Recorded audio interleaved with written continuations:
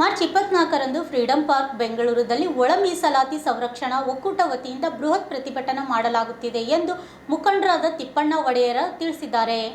ನಗರದ ಪತ್ರಿಕಾ ಭವನದಲ್ಲಿ ನಡೆದ ಸುದ್ದಿಗೋಷ್ಠಿಯಲ್ಲಿ ಮಾತನಾಡಿದ ಅವರು, ಮಾರ್ಚ್ 24ರಂದು ಬೆಂಗಳೂರಿನ ಫ್ರೀಡಂ ಪಾರ್ಕ್ನಲ್ಲಿ ಒಳ ಮೀಸಲಾತಿ ಸಂರಕ್ಷಣಾ ಸಮಿತಿಯಿಂದ ಪ್ರತಿಭಟನೆ ಮಾಡಲಾಗುತ್ತಿದೆ ಎಂದು ಮಾಹಿತಿ ನೀಡಿದರು. Bureau report, RJ32 Kannada news, Kalaburagi. ಕೂಡ ಈ ಪತ್ರಿಕಾಗೋಷ್ಠಿಯಲ್ಲಿ ಭಾಗವಹಿಸಿದ್ದಾರೆ. ಇವತ್ತಿನ ಒಂದು ಪತ್ರಿಕಾಗೋಷ್ಠಿಯ ಮೂಲ ಉದ್ದೇಶಪ್ಪ ಅಂತಂದ್ರೆ, ಮೊನ್ನೆ ಕೂಡ ನಾವು ಪತ್ರಿಕಾಗೋಷ್ಠಿ ಮಾಡಿದ್ದೀವಿ, ತಾವೆಲ್ಲರೂ ಸಹಕಾರ ಮಾಡಿದ್ದೀರಿ.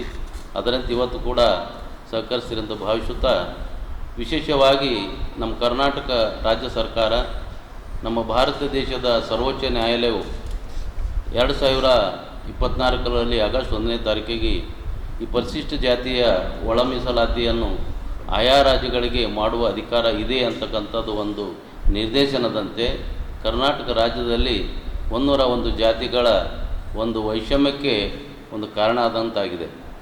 ಯಾಕಪ್ಪ ಅಂತಂದ್ರೆ, ಯಾವುದೇ ಒಂದು ಸಂವಿಧಾನಾತ್ಮಕವಾದಂಥ ವಿಷಯದಲ್ಲಿ, ಕಾನೂನದಲ್ಲಿ ಎಲ್ಲ ಜಾತಿಗಳು ಯಾವುದೇ ಒಂದು ಇದರಲ್ಲಿ ನೇಮಕಾತಿ ಇರ್ಬೋದು, ಉದ್ಯೋಗ ಇರ್ಬೋದು, ಅಥವಾ ಯಾವುದೇ ಆಸ್ತಿ ಅಂತಸ್ತಿನ ಬಗ್ಗೆ ಕಾನೂನಾತ್ಮಕವಾಗಿ ಸರ್ಕಾರದಿಂದ ಸೌಲಭ್ಯಗಳು ಯಥಾಸ್ಥಿತಿಯಾಗಿ ಎಲ್ಲ ಸಮುದಾಯಗಳಿಗೆ ಹಂಚಿಕೆಯಾಗಬೇಕು.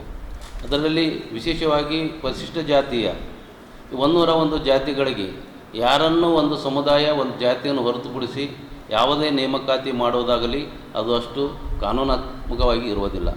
ಈಗಾಗಲೇ ಈ ನಮ್ಮ ಕರ್ನಾಟಕ ರಾಜ್ಯ ಸರ್ಕಾರ ನಮ್ಮ ಸುಪ್ರೀಂ ಕೋರ್ಟ್ದ ಆದೇಶದಂತೆ ಅವರು ಕಾನೂನು ಮಾಡಿ, ಇದೇ ಚಳಿಗಾಲದ ಅಧಿವೇಶನ ಬೆಳಗಾವದಲ್ಲಿ ಕಾನೂನು ಮಾಡಬೇಕು ತಿಳ್ಕೊಂಡು ಎರಡೂ ಸದನಗಳಲ್ಲಿ ವಿಶೇಷವಾಗಿ ಚರ್ಚೆ ಮಾಡಿ ಆ ಕಾಯ್ದೆಯನ್ನು ಅನುಷ್ಠಾನಗೊಳಿಸಲು ಸನ್ಮಾನ್ಯ ಘನಯುತ ನಮ್ಮ ರಾಜ್ಯಪಾಲರ ಒಂದು ಅನುಮೋದನೆಯನ್ನು ಕೂಡ ಪಡೆದು ಕಾಯ್ದೆ ಮಾಡಲು ಹೊರಟಿದ್ದರು. ಅಷ್ಟರಲ್ಲೇ ಏನು ಮಾಡಿತು, ಹೈಕೋರ್ಟ್ಲಿಂದ ಕೆಲವೊಂದು ದಾವೆಗಳು ಹಾಕಿದ್ರಲಿಂದ, ರೆಡ್ ಪಿಟಿಷನ್ ಹಾಕಿದ್ರಲಿಂದ ಈ ಒಂದು ನೀವು ಏನು ಮಾಡ್ತಾಯಿದ್ರಿ ನೇಮಕಾತಿ, ನೀವೇನು ಕಾಯ್ದೆ ಮಾಡಲು ಹೊರಟಿದ್ದೀರಲ್ಲ ಅದು ಅಸಂವಿಧಾನಿಕ, ಕಾನೂನು ವಿರೋಧವಾದಂಥದ್ದು. ನೀವು 50 ಇದ್ದಿದ್ದನ್ನು 56 ಯಾವ ರೀತಿಯಾಗಿ ಮಾಡ್ತಾಯಿದ್ದೀರಿ ಅದಕ್ಕನ್ನು ಸ್ಪಷ್ಟವಾಗಿ ಹೇಳಿಕೆ ಕೊಡಬೇಕು.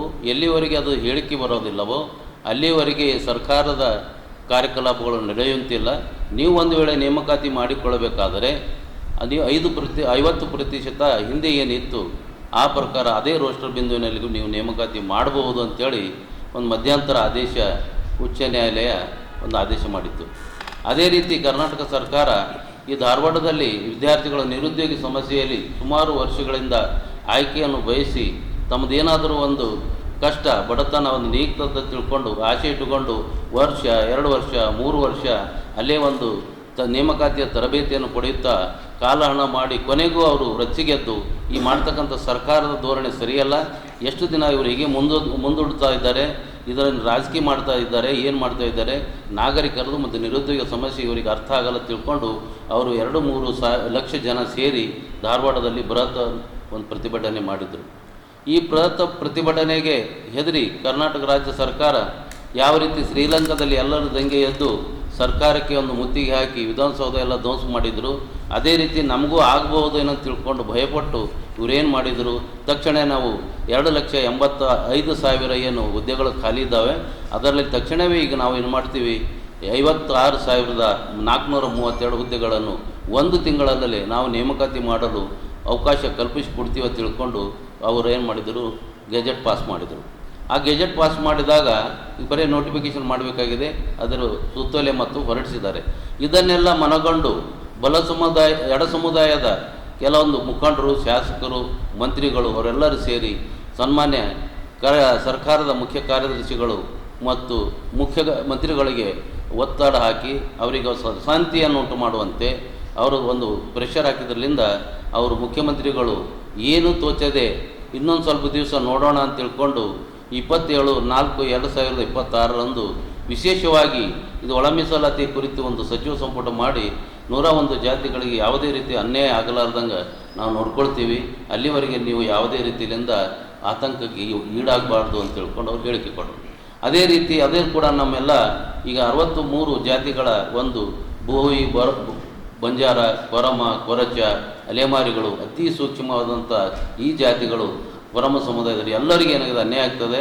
ನಾವು ಏನು ಮಾಡಬೇಕಪ್ಪ ಅಂತಂದ್ರೆ ಅವರೇನು ಹೋರಾಟ ಮಾಡ್ತಾ ಇದ್ದಾರೆ, ಅವರೇನು ಸರ್ಕಾರ ಮೇಲೆ ಒತ್ತಡ ಆಗ್ತಾ ಇದ್ದಾರೆ, ನಾವು ನಮ್ಮ ಹಕ್ಕುಗಳನ್ನು ಕೇಳೋಗೋಸ್ಕರವಾಗಿ ಮೀಸಲಾತಿ ಅಡಿಯಲ್ಲಿ ನಾವು 101 ಜಾತಿಯಲ್ಲಿ ನಾವು ಇರುವುದರಿಂದ ಯಾವಾಗ 63 ಜಾತಿಗಳಿಗೆ 5% ಅವರು ಕೊಡ್ತಾರಪ್ಪ ಅಂತಂದ್ರೆ ನಾವು ನಿಜವಾಗಿ ಅನ್ಯಾಯ ನಮಗಾಗಿದೆ ಅಂತ ತಿಳ್ಕೊಂಡು ನಾವು ಎಲ್ಲರೂ ಬೃಹತ್ ಪ್ರತಿಭಟನೆ ಬೆಂಗಳೂರಿನಲ್ಲಿ 24/3/2026 ಹಮ್ಮಿಕೊಳ್ಳಲಾಗಿರೋದರಿಂದ ಎಲ್ಲ ನಮ್ಮ ಬೋಯಿ, ಬಂಜಾರ, ಕೊರಮ ಮತ್ತು ಅತಿ ಸೂಕ್ಷ್ಮ ಅಲೆಮಾರಿಗೆ ಸಮುದಾಯದ ಎಲ್ಲ 63 ಜಾತಿಗಳನ್ನು 24ನೇ ತಾರೀಕು ಇದೇ ಮಾರ್ಚ್ ತಿಂಗಳಲ್ಲಿ 2026 ಅಲ್ಲಿ ಕನಿಷ್ಠ 2-3 ಲಕ್ಷ ಹಿಂದೆ ನಾವು ಸೇರಿದ್ದೇವಲ್ಲ, ಈಗ 5 ಲಕ್ಷ ಜನರು ಸೇರಬೇಕಂತೇಳಿ ನಮ್ಮ ನಾಯಕರೆಲ್ಲರೂ ವಿಚಾರ ಮಾಡಿ ಎಲ್ಲ ಜಿಲ್ಲೆ, ತಾಲೂಕು ಮತ್ತು ಹೋಬಳಿ ಮಟ್ಟದ ಎಲ್ಲ ಮತ್ತು ಸಮುದಾಯದ ಪ್ರತಿಯೊಬ್ಬ ಜನರು ಒಂದು ಕುಟುಂಬಕ್ಕೆ ಒಬ್ಬರು ಇಬ್ಬರಂತೆ ಎಲ್ಲರೂ ಆ ಒಂದು ಪ್ರತಿಭಟನೆಗೆ ಭಾಗವಹಿಸಬೇಕು. ಸರ್ಕಾರಕ್ಕೆ ಒಂದು ಈ ವಿಷಯವನ್ನು, ನಮ್ಮ ಆತಂಕವನ್ನು ಅವ್ರಿಗೆ ಗಮನಕ್ಕೆ ಬರಲಿ ಅಂತ ತಿಳ್ಕೊಂಡು ಅವ್ರ ಗಮನ ಸೆಳೆಯಲು ನಾವೆಲ್ಲರೂ 24/3/2026 ಬೆಂಗಳೂರು ಚಲೋ ಕಾರ್ಯಕ್ರಮವನ್ನು ಹಮ್ಮಿಕೊಂಡಿದ್ದೇವೆ. ಹಾಗಾಗಿ 63 ಸಮುದಾಯದ ಎಲ್ಲ ಜಾತಿ ಜನಾಂಗದವರು ಅಲ್ಲಿಗೆ ಬರಬೇಕು.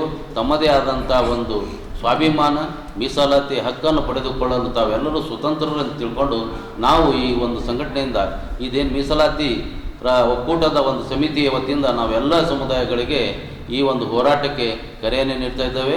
ಹಾಗಾಗಿ ತಾವುಗಳೆಲ್ಲರೂ ಎಲ್ಲರಿಗೆ ಒಂದು ಮುಟ್ಟುವಂತೆ ಪತ್ರಿಕೆಯಲ್ಲಿ, ಮಾಧ್ಯಮದಲ್ಲಿ, ಮೀಡಿಯಾದಲ್ಲಿ ಎಲ್ಲ ಕಡೆ ಪ್ರಿಂಟ್ ಮಾಡಿ ನಮ್ಗೆ ಅನುಕೂಲ ಮಾಡಿಕೊಡ್ಬೇಕಂತ